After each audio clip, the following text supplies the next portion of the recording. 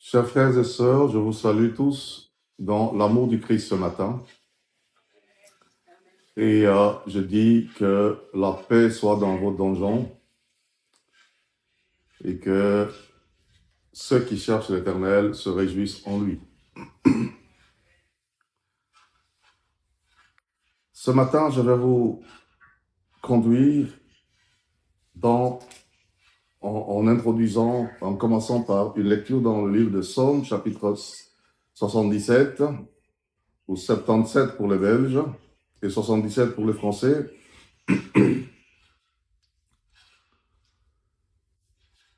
Nous allons faire une lecture de la parole de Dieu ensemble. Et il est dit ici, nous commençons par le verset, même, comment dirais-je, on peut commencer par le premier. Il dit, c'est un cantique d'Asaph, le verset 2 dit, « Ma voix s'élève à Dieu, et je crie, ma voix s'élève à Dieu, et il m'écoutera.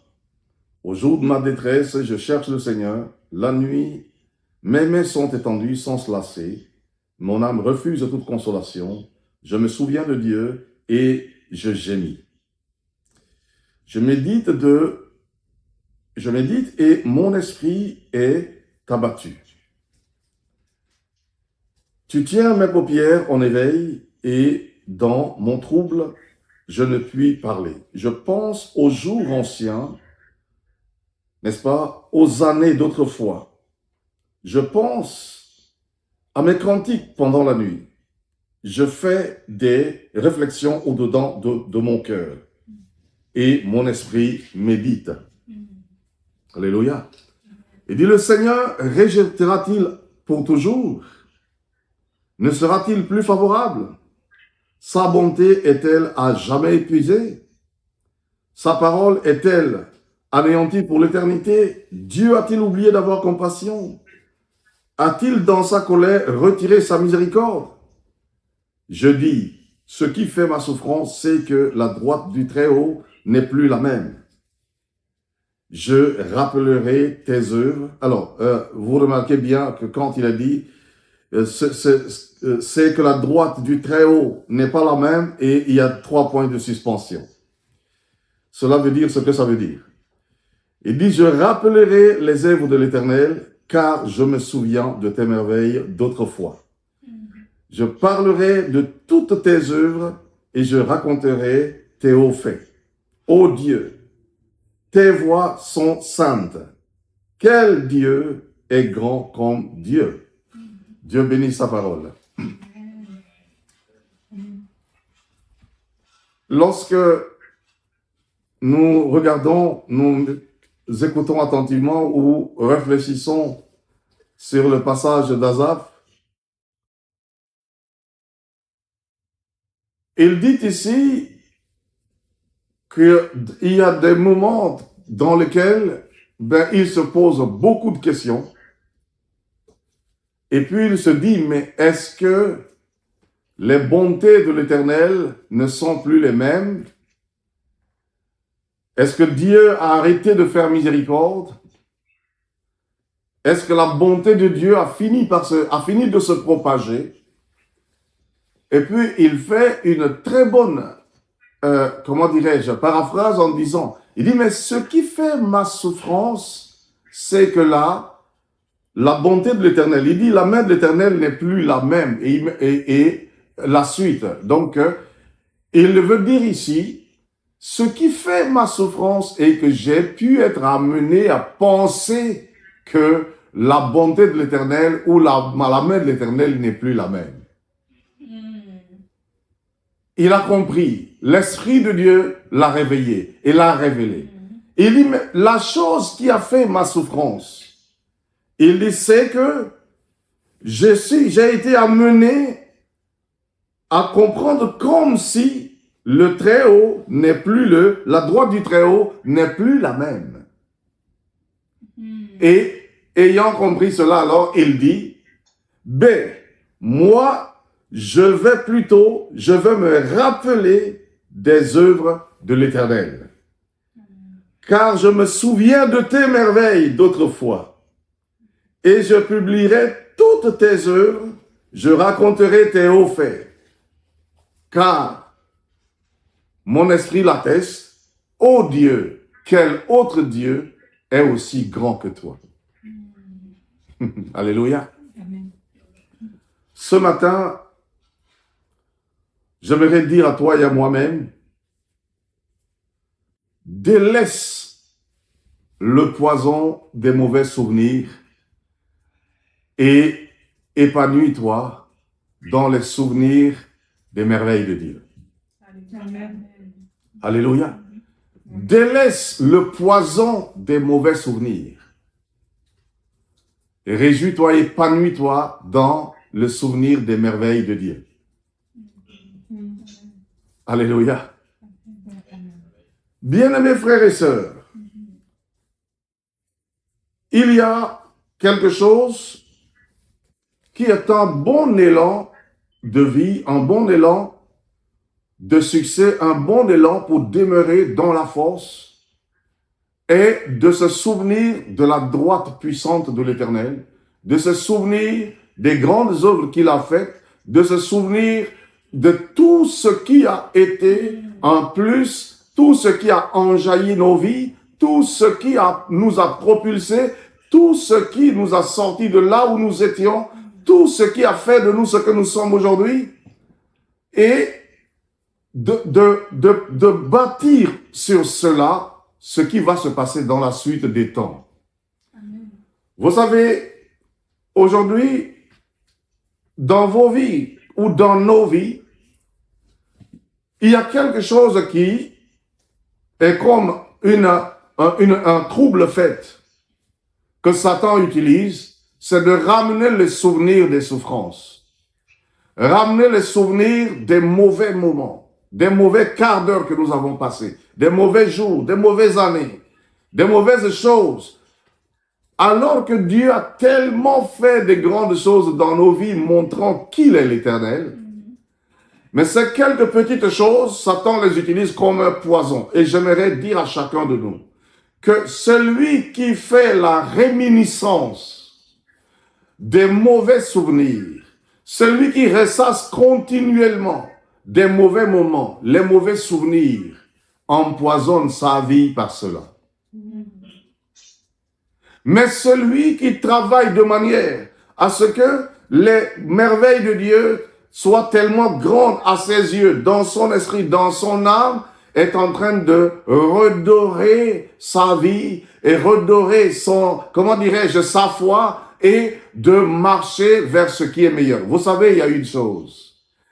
Je peux avoir vu de bonnes choses dans le passé, des choses qui m'ont étonné, des choses qui m'ont vraiment ému, des choses qui m'ont émerveillé. Je les ai vues à un moment. Alors, ces choses-là ne sont pas des ultimes merveilles que j'ai vues, ne sont pas des ultimes bontés que j'ai vues. Parce que ce qui est plus grand est devant, il n'est pas derrière, il est devant. Alléluia. Et lorsque je me rappelle des merveilles de Dieu, ça apporte la réjouissance dans ma vie. Lorsque je me rappelle des bontés de Dieu, cela apporte une certaine gaieté dans ma vie pour que je puisse me dire, mais le Dieu qui l'a fait le fera encore. Ce qu'il a fait n'est pas plus grand que ce qui viendra. Parce que vous voyez, si Dieu m'a fait quelque chose pendant que j'avais 10 ans, à 10 ans, mes besoins sont moins que mon âge actuel. Alléluia. N'est-ce pas, de la cinquantaine? Non. Donc Dieu va faire encore plus grand que cela. Et alors, ainsi, je vais donc me réjouir en l'Éternel. Je vais donc me réjouir pour les bontés.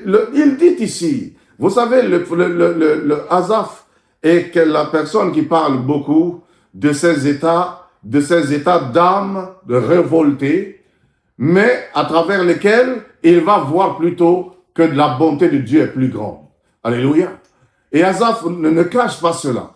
Alors, il dit ici, non, mais ma souffrance a atteint son paroxysme lorsque je me suis laissé aller en pensant que la droite de Dieu n'est plus la même, que la puissance de Dieu n'est plus la même, que l'amour de Dieu n'est plus le même, que la bonté de Dieu n'est plus le même. Il dit, c'est ce qui a fait ma souffrance. Et maintenant, je prends la décision de ne pas laisser cela faire ma souffrance, mais je vais donc me remémorer des merveilles que Dieu a faites. Il dit, je vais les raconter. Bien-aimés, prenons l'habitude de raconter ce que Dieu a fait. De raconter la bonté de Dieu aux autres. Alléluia. À quiconque veut l'entendre, racontons la bonté de Dieu. Vous savez, dans notre vie, dans notre monde, lorsque les gens se rencontrent aujourd'hui, la première des choses qu'ils font, c'est de raconter leur malheur. C'est de raconter les difficultés qu'ils rencontrent. C'est de raconter les mésaventures qu'ils ont eues par-ci, par-là. Et quand ils ont fini de raconter leurs propres mésaventures, malheurs, désagréments, ils commencent à raconter les désagréments des autres, les malheurs des autres. Donc, ils deviennent une bibliothèque de malheurs. Ils deviennent donc une boîte à malheurs et leur vie est empoisonnée. N'empoisonne pas ta vie parce que la parole de Dieu n'est pas un poison, la parole de Dieu est un médicament. Alléluia. Alors, rémunissons-nous des choses que Dieu a faites. Alléluia, des bontés que l'Éternel a faites pour nous. Et dans le livre de Psaume 105, quand nous allons dans le livre de Psaume 105, il va dire ici, il dit, rappelez-vous. Alléluia. Dans le livre de Psaume, il dit, faites connaître parmi les peuples les hauts faits de Dieu. Chantez. Chantez en son honneur. Parlez de toutes ses merveilles. Glorifiez-vous de son saint nom. Que le cœur de ceux qui cherchent l'Éternel se réjouisse. Et il dit, ayez recours à l'Éternel et à son nom. Cherchez continuellement sa face. Souvenez-vous des prodiges qu'il a fait, des miracles et de ses jugements, des jugements de sa bouche. Alléluia. Il dit ici, racontez ses hauts faits, cherchez continuellement sa face, et il dit, souvenez-vous de ses prodiges, souvenez-vous de ses miracles, souvenez-vous de ses signes et des jugements de sa bouche qui vous ont libéré, qui vous ont soutenu, qui vous ont rendu justice. Il dit, souvenez-vous-en. Alléluia. Vous savez bien, mes frères et sœurs, c'est quelque chose de très important de vivre ainsi, de vivre dans ce contentement que Dieu apporte dans la vie de chacun de nous. Lorsque je sais raconter les bontés de l'Éternel, Dieu multiplie sa bonté pour que je puisse continuer à les raconter. Alléluia. Mais lorsque je ne raconte que des choses malheureuses que j'ai vécues, je suis en train de glorifier Satan. Et les bontés de Dieu ne peuvent pas se multiplier parce que comme je suis en train d'être plutôt un serviteur, un témoin de malheur, ben Dieu n'est pas là-dedans. Dieu a dit, vous serez mes témoins. Quand Jésus a dit, vous serez mes témoins, dites-moi, est-ce que dans sa pensée, il pense que vous serez témoins des morts, témoins des maladies, témoins de misère? C'est ça que Jésus a dit, vous en serez témoins? Non, il est en train de dire, vous serez témoins de mes miracles. Vous serez témoins de la démonstration de ma puissance. Vous serez témoins de mon amour. Vous serez témoins des guérisons. Vous serez témoins des délivrances. Alléluia. C'est en cela que vous serez des témoins. Béni soit le Seigneur, notre Dieu Tout-Puissant. Amen et Amen. Que le nom de l'Éternel soit béni. Que le nom de l'Éternel soit béni. J'entrais dans un hôpital un jour, appelé par une famille pour aller prier pour les malades, pour un malade. Et puis, je suis allé et, vous savez, dans les lits d'hôpitaux, il y a plusieurs lits. Dans la chambre d'hôpital, il y a plusieurs lits. Généralement, vous trouvez 1, 2 malades, 2, 3 malades. Et dans cette chambre-là, il y en avait 4. Je suis allé, je me suis assis au bord du lit du malade et je lui ai demandé comment est-ce que sa santé allait, comment est-ce qu'il se sentait. Alors, il racontait que c'était difficile, les douleurs s'accroissaient, qu'il perdait de plus en plus de force, etc., tout ça.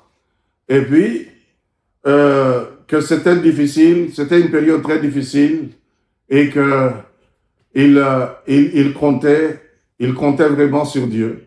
Alors, j'ai commencé par lui raconter quelques témoignages de guérison, d'intervention de Dieu dans la vie des malades qui s'attendent à Dieu. Et je lui ai dit, Dieu, il exauce la prière des malades, pour les malades, parce que il répond à un besoin capital, qui est la santé. Et que le désir de Dieu n'est pas de garder les gens dans le maladie. Et je lui ai dit, je vais prier pour toi, mais je vais te dire, je ne suis pas venu prier pour que Dieu te garde dans la maladie. Je vais prier pour que Dieu te sorte de la maladie. C'est ça la bonne nouvelle. Parce que Dieu, lorsqu'on le prie, il sort les malades de leur lit de maladie. Il leur donne la guérison. Et j'ai dit, Dieu va intervenir pour toi et tu te réjouiras en lui. Tu vas bénir son nom parce que nous servons le Dieu vivant. Et ce que je te dis, c'est ce que Dieu a l'habitude de faire et il va le faire. Alors, les malades qui étaient à côté, ils écoutaient ça. Et puis, je voyais bien que c'était des musulmans. Et j'ai pris mon temps, j'ai prié, j'ai proclamé la parole, j'ai étendu ma main sur le malade et j'ai prié pendant un bon temps. Et lorsque j'ai fini de prier pour le malade, quand j'arrivais à l'hôpital pour le saluer, il était très triste. Mais maintenant que je viens de prier et je me levais pour partir, je le salue, il sourit. Alléluia. Il sourit en me saluant. Alors, moi je me lève et je vais partir. Mais quand je regarde le malade qui est à gauche, qui est à droite et l'autre, il me regarde mais vraiment, comment dirais-je, fixement dans les yeux, sans détour. Alors, je suis arrivé devant à chaque fois que je disais au revoir à celui qui est droite, à gauche et l'autre, c'était le même regard, fixe, perçant. Alors, arrivé au dernier, devant la porte, je me suis dit, ces gens-là, quand j'entrais, ils ne me regardaient pas comme ça. Mais leur regard veut dire, et nous alors? Alléluia. Et nous alors? Quel est notre sort? Quel sera notre sort? Alors, j'ai demandé, est-ce qu'ils voulaient que je prie aussi pour eux? Il dit, mais oui, priez pour nous. Alléluia. Alléluia. Parce que ils n'ont pas entendu parler d'un Dieu de malheur, un Dieu de merveille. Un Dieu qui a changé la mine de leur cochambrier. Alléluia. Qui était très triste et très inquiet, qui a retrouvé le sourire. Un Dieu de merveille. Alléluia. Alors, je suis revenu et j'ai levé les bras et j'ai prié pour les trois. Cela m'a vraiment enseigné moi-même. Alléluia. Que l'atmosphère du bien, c'est ça qui guérit. Alléluia. L'atmosphère de foi, de bien, c'est ce qui guérit, qui ragaillardit. Mais l'atmosphère de misère empoisonne. L'atmosphère des mauvaises choses empoisonne. Alléluia. Parce que Dieu est Dieu. Et nous ne sommes pas appelés à l'empoisonnement, mais nous sommes appelés à la guérison, à la liberté, au relèvement. Alléluia. Que lorsque David dit, il dit que ceux qui me voient ne désespèrent pas. Il dit à Dieu que ceux qui voient ma vie aient plutôt de l'espoir et ne désespèrent pas. Béni soit le Seigneur notre Dieu. Alléluia. J'aimerais vous dire une chose. Si pendant 2 à 3 prédications dans notre église ici, je me mets à prêcher, je dis, mais vraiment, bien aimé, la vie est difficile, hein? Bien aimé, frères et sœurs, comme vous voyez là, la vie est trop difficile, hein? Vous voyez, depuis 7 jours, je n'ai pas pu mettre du carburant dans ma voiture. C'est difficile, hein? La vie est devenue trop difficile et je ne sais pas comment je vais faire. Et je prêche ça pendant 2 ou 3 dimanches successifs. Mais vous allez voir, vous allez voir, bien aimé, qu'il y a des gens qui vont dire, mais nous irons voir mieux ailleurs parce que ça sent pas bon. Ça ne sent pas bon. Alléluia. Un pasteur de misère, un pasteur qui prêche le malheur, un pasteur qui raconte toujours le malheur. Mais qu'est-ce qu'on a gagné de ce qu'il dit? Vaut mieux que nous puissions chercher ailleurs. Alléluia. Et vous aurez parfaitement raison. Mais si moi, je crois en l'Éternel, j'ai foi en l'Éternel, et l'Éternel pourvoit toujours, et il y a toujours des témoignages. Pourquoi est-ce que les frères et sœurs rendent des témoignages? C'est pour raconter les hauts faits de l'Éternel, pour que la bonté de l'Éternel continue toujours à circuler, par se produire au milieu de nous. C'est à cela que servent les témoignages. Alléluia. Donc, vous voyez, les témoignages ne refroidissent pas la foi des gens, mais les témoignages grandissent la foi des gens. Il en est de même. Alléluia. De se souvenir des bonnes choses que Dieu a faites. Et cela, c'est ça qui nous pousse. Satan lui-même, quand il approche de toi et que tu racontes les hauts faits de l'Éternel, il recule tout seul. Parce qu'il dit, mais celui-là, son affaire, sa communion avec Dieu, son alliance avec Dieu est très fort. Dieu s'occupe de lui. Qui suis-je pour pouvoir résister devant Dieu? Alléluia. Et c'est très, très, très, très, très important. Amen. Je lisais dans un livre un témoignage que une jeune fille était allée à une invitation. Et puis, le père de cette jeune fille est un commissaire qui est redouté par les gangs de la ville parce qu'il a une telle stratégie que il mène la misère au groupe de bandits dans la ville. Et sa fille était allée à une invitation, à une fête, et les bandits se sont infiltrés donc dans le lieu d'invitation et ont commencé à semer des troubles. Et les gens étaient paniqués. Et la fête semblait être gâchée.